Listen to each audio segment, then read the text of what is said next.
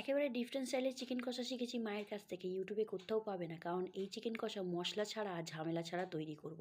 হ্যাঁ, তবে চিকেন কষাটা বানাতে ম্যারিনেশনটা মেন, তাই সেটাই দেখালাম প্রথম ভাগে।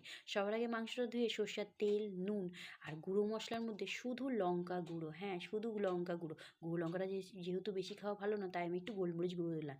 তোমরা চাইলে গোলমরিচ গুঁড়োটা স্কিপ করতে পারো। এটা মাখিয়ে নিয়ে 10 মিনিটের জন্য রেখে দেওয়ার পর এতে দিয়ে দিলাম কাঁচা টমেটো। টমেটোটা কেটে দিয়েছি, তারপর একটু হাত দিয়ে চটকে এর মধ্যে মাখিয়ে দিলাম।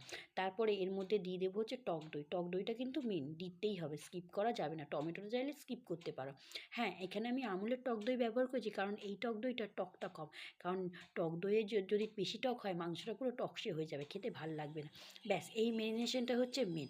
তবে হ্যাঁ, ম্যারিনেশনটা করার পর সঙ্গে সঙ্গে রান্না করা যাবে না, 1 থেকে 1.5 ঘন্টার জন্য রাখতে পারবে। তাই আমি ম্যারিনেশনটা করে চলে গিয়েছিলাম ঘরের কাজ করতে। আর হ্যাঁ, প্রথম ভাগে এইটুখানি, দ্বিতীয় ভাগে মাংস বানানোটা দেখাবো।